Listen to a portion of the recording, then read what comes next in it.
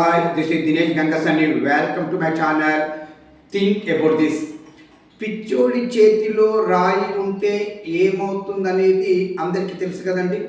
అదేవిధంగా పరిపాలన అనేది కూడా ఒక తుగ్లక్ లాంటివాడు లేదా ఒక పిచ్చోడి చేతిలో ఉంటే ఎలా ఉంటుందని చెప్పడానికి బెస్ట్ ఎగ్జాంపుల్ ట్రంపేనండి. అరే బాబు, ట్రంప్గా నీకున్నటువంటి ఈ దురాక్రమణ బుద్ధి కావచ్చు, నెక్స్ట్ మొత్తంగా ప్రపంచాన్ని నాశనం చేయాలని నీ బుద్ధి ఏదైతుందో, ఎంతసేపు నీ సెల్ఫిష్ బుద్ధి వల్ల ఈరోజు ప్రపంచవ్యాప్తంగా కోట్లాది మంది ప్రజలు ఇబ్బంది పడుతున్నారు. నీకు అంతలా యుద్ధకాంక్ష ఉంటే మడిచి ఎక్కడ పెట్టుకుంటే అక్కడ పెట్టుకో, అంతేకాని నీ యుద్ధకాంక్షని ప్రపంచం పైన రుద్ది మొత్తం ప్రపంచాన్ని కూడా నువ్వు అతలాకుతలం చేస్తున్నావు.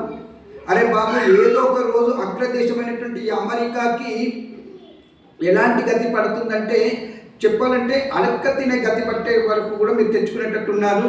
ప్రపంచమే మీకు ఎదురు తిరిగే రోజు మునుముందు రాబోతుందనేది కూడా వాస్తవము. ఏది ఏమైనప్పటికీ పిచ్చోడి చేతిలో రాయి పెడితే ఎలా ఉంటుందనే దానికి బెస్ట్ ఎగ్జాంపుల్గా చెప్పాను కదా ట్రంప్ ఎలా అయిందో. అదేవిధంగా పరిపాలన కూడా మంచోడి చేతిలో పెట్టండి. ఇప్పుడు తెలంగాణలో కూడా చూస్తున్నాం కదండి ఎలా ఎవరి చేతిలో పరిపాలన ఉందనేది.